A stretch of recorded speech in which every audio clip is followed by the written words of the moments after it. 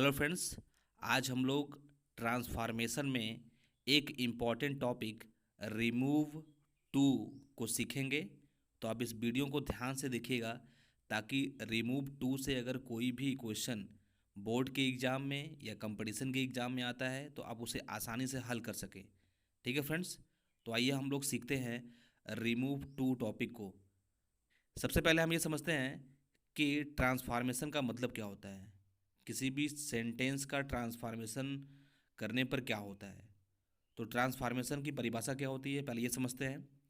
किसी सेंटेंस को एक ग्रामेटिकल फॉर्म से दूसरे ग्रामेटिकल फॉर्म में इस प्रकार बदलना कि उसके अर्थ में कोई परिवर्तन न हो, ट्रांसफॉर्मेशन कहलाता है।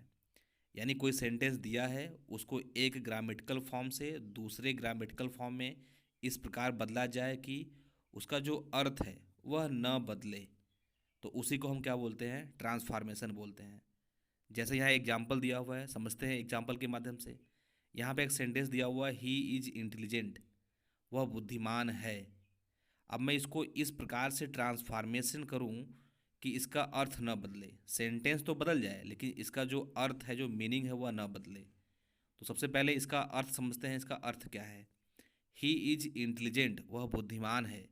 इसका मतलब कि वह जो व्यक्ति है वह बेवकूफ़ नहीं है, मूर्ख नहीं है। बुद्धिमान है इसका मतलब वो मूर्ख नहीं है। तो ये इसका भावार्थ हुआ। तो हम क्या करते हैं, जब इसको ट्रांसफॉर्मेशन करते हैं तो क्या हो जाएगा, ही इज नॉट फुलिश, वह मूर्ख नहीं है। वह मूर्ख नहीं है इसका मतलब वह कैसा है, बुद्धिमान है। तो हमने क्या किया, इसका स्ट्रक्चर तो बदल दिया लेकिन जो उसका अर्थ था वह नहीं बदला। तो इसी को हम क्या बोलते हैं, ट्रांसफॉर्मेशन बोलते हैं। वाक्य को इस प्रकार बदलना कि उसके अर्थ में कोई परिवर्तन न हो, ट्रांसफॉर्मेशन कहलाता है। ठीक है फ्रेंड्स, तो आइए हम लोग ट्रांसफॉर्मेशन में रिमूव टू टॉपिक को सीखते हैं एकदम आसान भाषा में।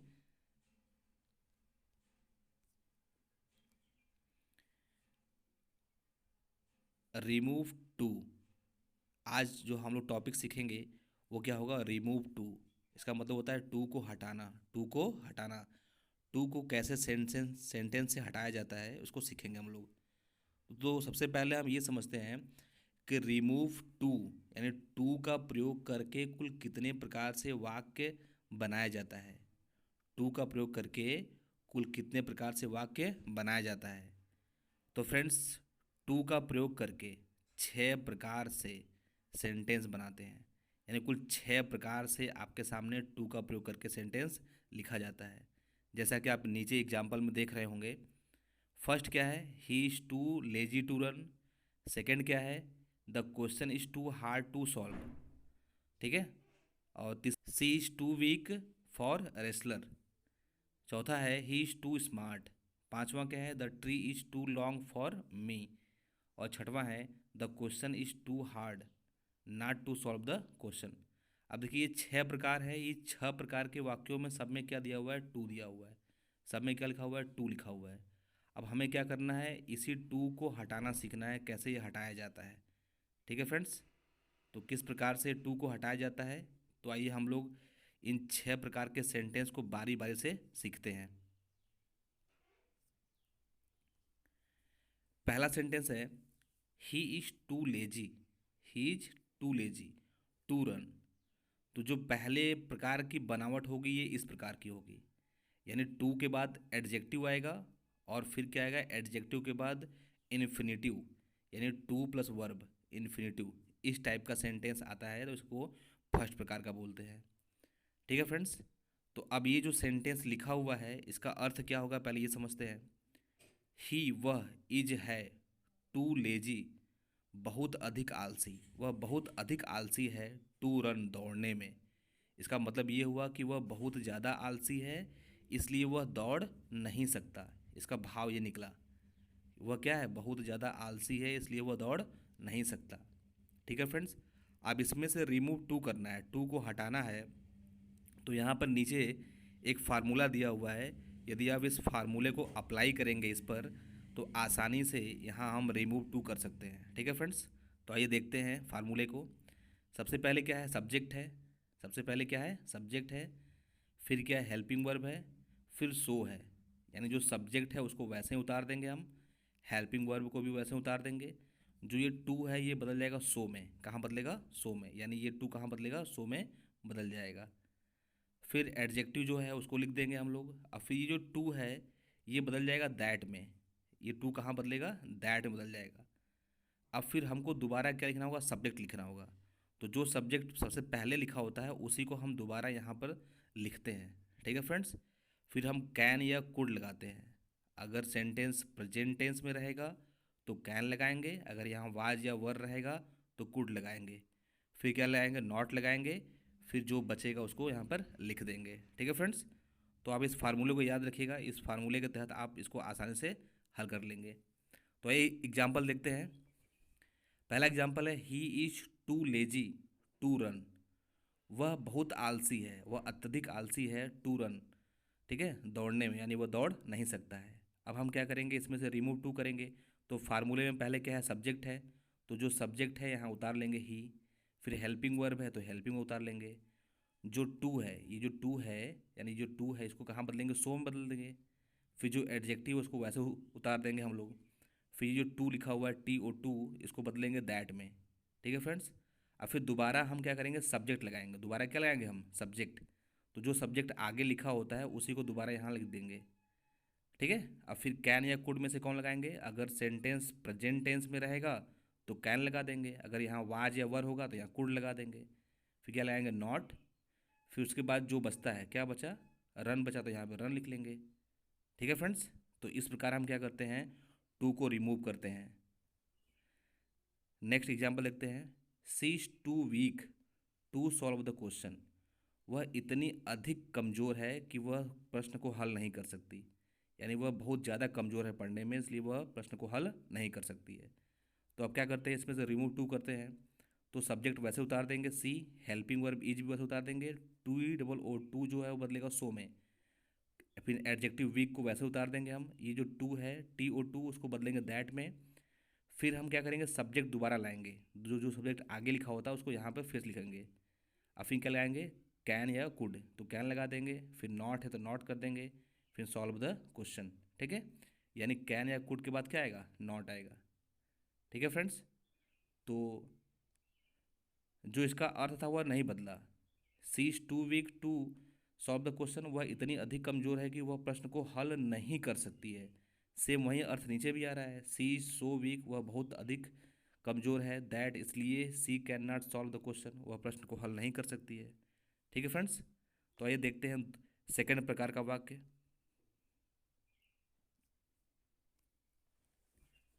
सेकंड प्रकार के वाक्य में देखिए बनावट कैसी है। यहाँ द ट्री है।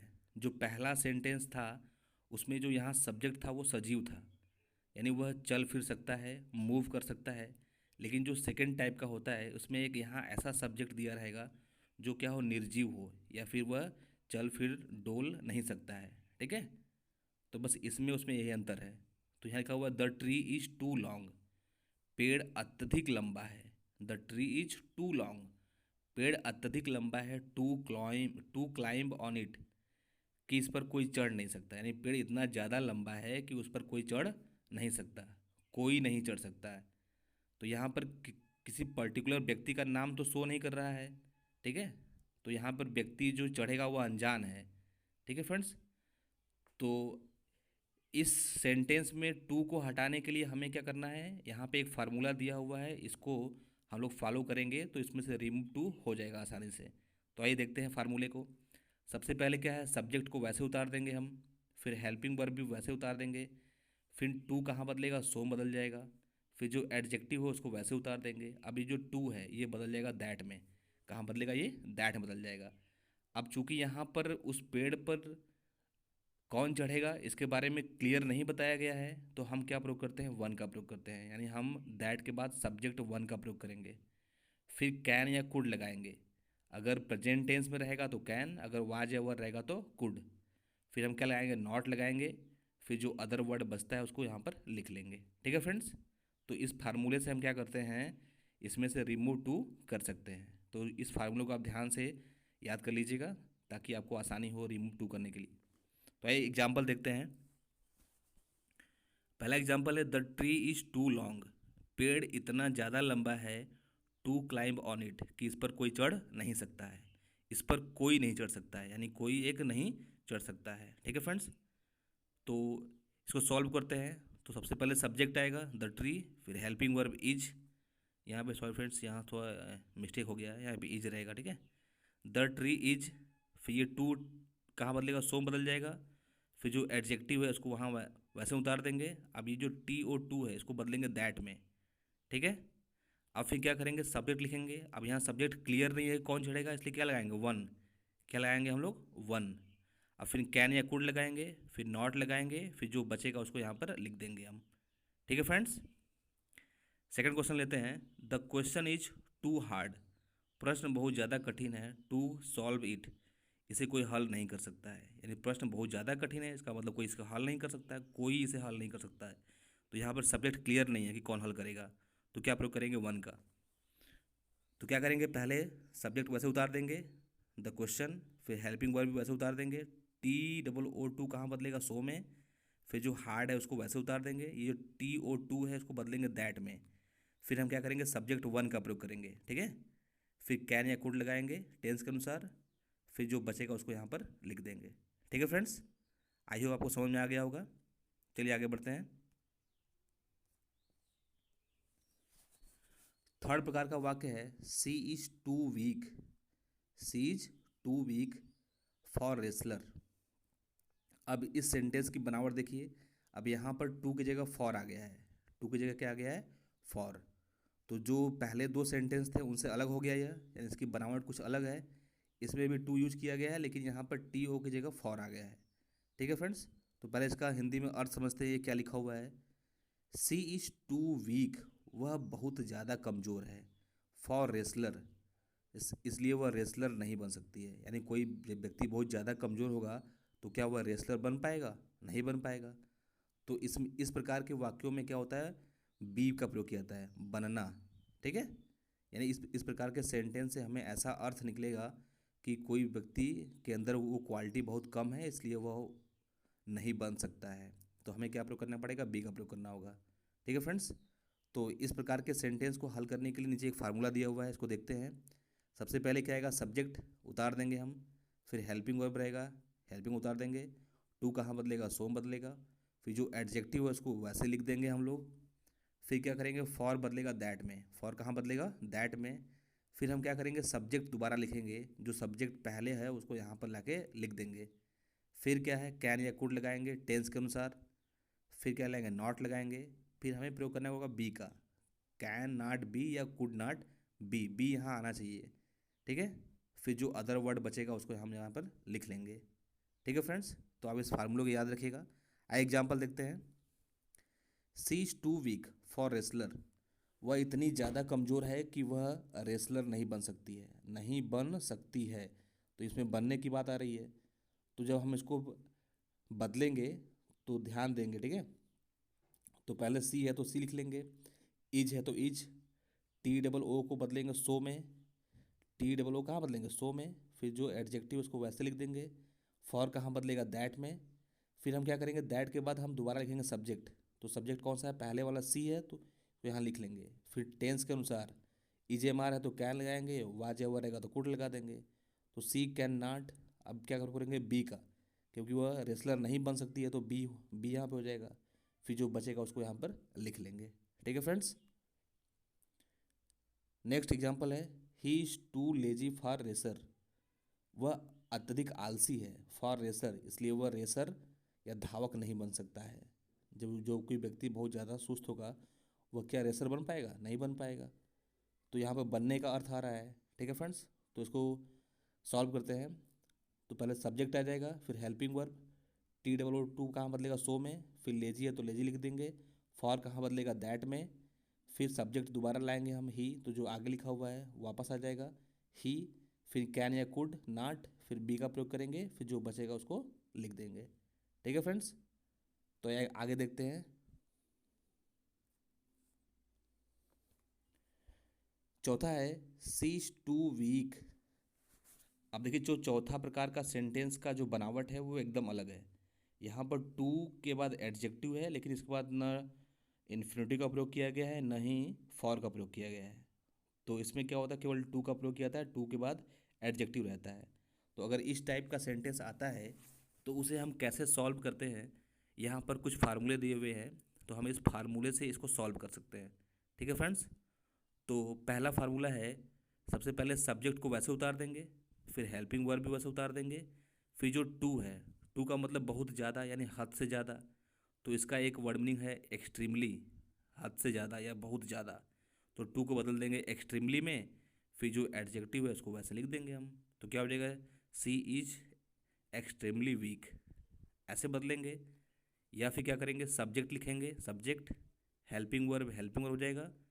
अब ये टू हटा देंगे, ठीक है। टू को हटाने के बाद अब ये जो एडजेक्टिव दिया हुआ है इसको बदलेंगे कंपैरेटिव डिग्री में, कंपैरेटिव डिग्री में बदल देंगे। फिर इसके बाद हम क्या प्रयोग करेंगे, दैन का प्रयोग करेंगे।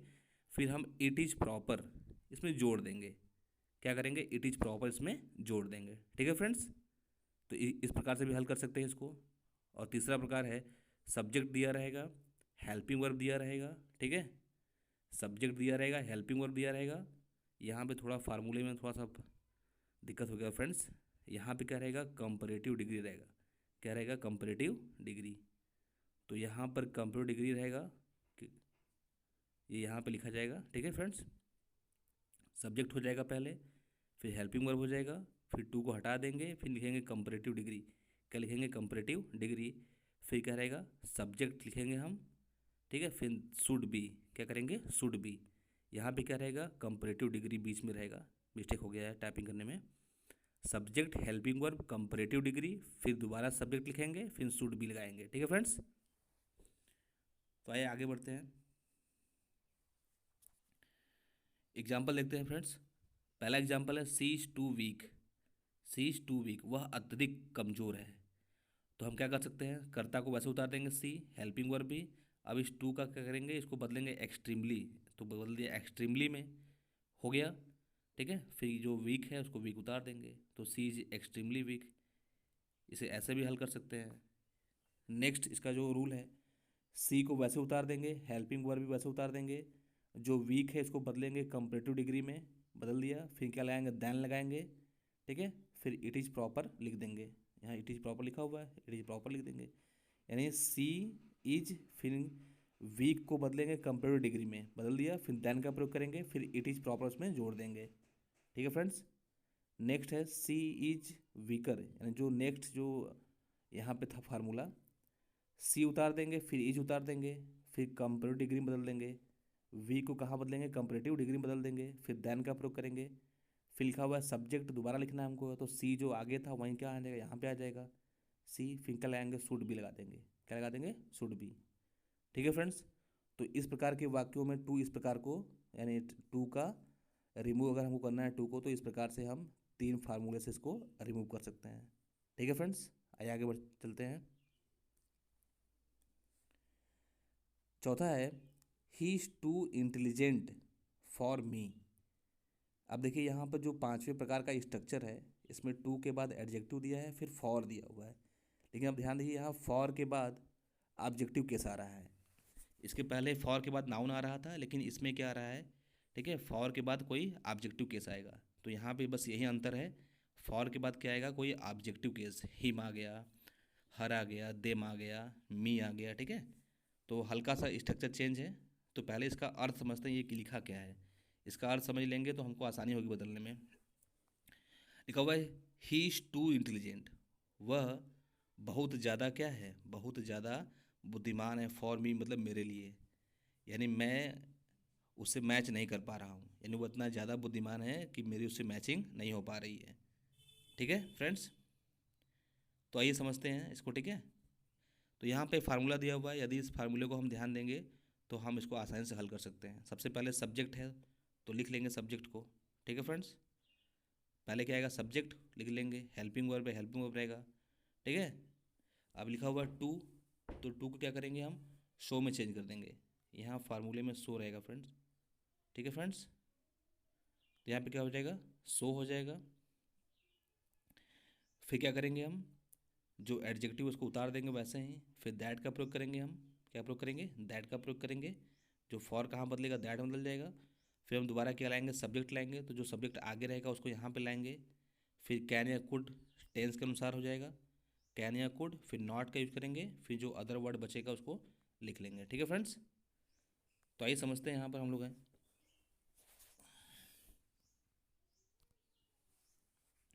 एग्जाम्पल देखते हैं। एग्जाम्पल में क्या लिखा हुआ है, the work is too large for me. The work मतलब काम, टू लार्ज बहुत ज़्यादा है, फॉर मी मेरे लिए, यानी काम इतना ज़्यादा है कि मैं इसे हैंडल नहीं कर सकता हूँ, मैं इसको संभाल नहीं सकता हूँ। इसका भाव निकला। तो जब इसका हम लोग ट्रांसफॉर्मेशन करेंगे तो क्या होगा, पहले सब्जेक्ट रहेगा द वर्क, हेल्पिंग वर्ब उतार देंगे, टू बदलेगा सो में बदल जाएगा, लार्ज है तो लार्ज उतार देंगे, अब ये जो फॉर है ये बदलेगा दैट में। ठीक है, अब दोबारा सब्जेक्ट आएगा, जो मी है ये सब्जेक्ट के रूप में आई में बदल जाएगा, यानी यहाँ पे जो भी ऑब्जेक्टिव केस लिखा रहेगा हिम हर्स देम, वो क्या हो जाएगा, नॉमिनेटिव केस में बदल जाएगा। ठीक है फ्रेंड्स, तो यहाँ मी क्या हो जाएगा, आई में बदल जाएगा। फिर कैन या कुड लगा देंगे, फिर जो बचेगा उसको यहाँ पर लिख देंगे। ठीक है फ्रेंड्स, नेक्स्ट एग्जाम्पल है his heart is too full for me, यानी उसका हृदय क्या है, बहुत दुखों से भरा हुआ है, फॉर मी जिसको मैं व्यक्त नहीं कर सकता हूँ। ठीक है, यानी बहुत ज़्यादा उसका हृदय दुख से भरा हुआ है, इसलिए मैं उसके दुख को व्यक्त नहीं कर सकता हूँ। ये इसका भाव निकला, तो इसको बदलते हैं, भाव के अनुसार ही क्या करेंगे, सेंटेंस को बदलेंगे। तो क्या हो जाएगा, हिज हर्ट, फिर इज हो जाएगा, फिर टू बदलेगा सो में, फुल है तो फुल लिख देंगे हम यहाँ पर, फॉर बदलेगा दैट में। ठीक है, फिर मी जो बदलेगा वो कहाँ बदलेगा, सब्जेक्टिव यानी नॉमिनेटिव कैसे बदल जाएगा, तो आई हो जाएगा। फिर कैन या कुड टेंस के अनुसार, फिर जो उसने भाव निकाला है एक्सप्रेस। ठीक है, तो एक्सप्रेस इट वर्ड्स। ठीक है, यानी मैं उसको शब्दों में व्यक्त नहीं कर सकता हूँ, उसका दुख उतना, उसका जो हृदय है उतना दुख से भरा हुआ है, तो जो भाव निकलेगा हम यहाँ पे उसको लिख देंगे, उस पूरे भाव को। ठीक है फ्रेंड्स, तो आइए आगे बढ़ते हैं। सेकंड है, नेक्स्ट है ही इज़ टू इंटेलिजेंट, वो बहुत ज़्यादा बुद्धिमान है, not to solve the question. तो यहाँ पर इस प्रकार से स्ट्रक्चर बना रहेगा, पहले वाक्य में ठीक है कोई तथ्य बताया जाएगा, फिर उस तथ्य के बारे में पूछा जाएगा। तो पहले वाक्य में लिखा हुआ ही इज़ टू इंटेलिजेंट, वह बहुत अधिक बुद्धिमान है। फिर प्रश्न पूछा जा रहा है not to solve the question, वह प्रश्न को हल नहीं कर सकता है। तो पहले वाक्य में बता ही दिया गया है कि वह बहुत ज़्यादा बुद्धिमान है, तो इसका मतलब वह प्रश्न को हल कर सकता है क्योंकि वह क्या है, बुद्धिमान है। ठीक है फ्रेंड्स, तो जैसा भाव निकलेगा उसी के अनुसार हम इसको बदलेंगे। ही इज़ टू इंटेलिजेंट, वह अत्यधिक बुद्धिमान है। फिर पूछा जा रहा है कि वह not to solve the question, प्रश्न को नहीं हल कर सकता है, उसका उत्तर क्या मिलेगा, प्रश्न को हल कर सकता है क्योंकि वह कैसा है, बुद्धिमान है। ठीक है फ्रेंड्स, तो इसका फार्मूला देख लीजिए आप एक बार। पहले सब्जेक्ट आएगा, सब्जेक्ट हो जाएगा, हेल्पिंग वर्ब है तो हेल्पिंग उतार देंगे। फिर ठीक है फ्रेंड्स, यहाँ टू बदलेगा सो में। ठीक है, टू कहाँ बदलेगा, सो में बदलेगा, यहाँ पे सो मिस्टेक हो गया टाइपिंग में। ठीक है, टू कहाँ बदलेगा, सो में बदल जाएगा। फिर जो एडजेक्टिव उसको लिख लेंगे हम लोग। फिर बीच में क्या करेंगे, दैट का प्रयोग करेंगे, यानी कामा हटाएंगे तो क्या लगा देंगे हम, दैट लगा देंगे। फिर जो सब्जेक्ट है उसको यहाँ पे लाएंगे दोबारा। ठीक है, फिर कैन या कुड टेंस के अनुसार, फिर नॉट का प्रयोग करेंगे। ठीक है, अगर नॉट का प्रयोग करने लायक रहेगा तो करेंगे, वरना नहीं करेंगे। अगर यहाँ पर ज़्यादा क्वालिटी है तब नॉट का प्रयोग नहीं करेंगे, अगर क्वालिटी कम रहेगी तो नॉट का प्रयोग करेंगे। यहाँ पे क्वालिटी बहुत ज़्यादा है तो नॉट का प्रयोग नहीं करेंगे, क्वालिटी कम रहेगी तो नॉट का प्रयोग करेंगे। ठीक है, तो आइए इसको देखते हैं एग्जाम्पल को। पहला एग्जाम्पल है he is too intelligent not to solve the question, not to solve the question. ठीक है, तो बताया जा रहा है कि वह बहुत ज़्यादा बुद्धिमान है, तो क्या वह प्रश्न को हल नहीं कर सकता, इसका मतलब यह प्रश्न को हल कर सकता है क्योंकि वह बुद्धिमान है। तो क्या हो जाएगा, ही इज, टू बदलेगा सो में, फिर इंटेलिजेंट होगा इंटेलिजेंट, कामा के बदले क्या आएगा, दैट आएगा। फिर क्या करेंगे, सब्जेक्ट वापस लाएंगे ही को, फिर कैन सॉल्व द क्वेश्चन, वो प्रश्न को हल कर सकता है। यानी नाट का प्रयोग हम यहाँ ध्यान से करेंगे देख कर, क्वालिटी ज़्यादा रहेगी तो नाट का प्रयोग नहीं करेंगे, क्वालिटी यहाँ कम रहेगी तो नाट का प्रयोग करेंगे। ठीक है friends, he is too clever, वह बहुत अधिक चालाक है, नॉट टू अंडरस्टैंड इट, ये इसे नहीं समझ सकता है। जब वह चालाक है इसका मतलब वह उसको समझ सकता है, इसका भावार्थ निकला। पहले वाक्य में बताया गया कि वह चालाक है, फिर पूछा जा रहा है कि वह नहीं से समझ नहीं सकता है, समझ सकता है क्योंकि वह कैसा है, चालाक है। तो इसको सॉल्व कैसे करेंगे, पहले सब्जेक्ट आएगा, फिर हेल्पिंग वर्ब आएगा, टू बदलेगा सो में, क्लेवर को उतार देंगे, कामा जो है उसको बदलेंगे दैट में, फिर सब्जेक्ट वापस आएगा ही यहाँ पे आ जाएगा, फिर कैन या कुड बदलेंगे कहाँ पर, टेंस के अनुसार, फिर जो बचा हुआ उसको यहाँ पे लिख देंगे। ठीक है फ्रेंड्स, आई होप आपको ये वीडियो पसंद आया होगा। तो मेरे वीडियो को लाइक करिएगा और चैनल को सपोर्ट करिएगा। धन्यवाद फ्रेंड्स।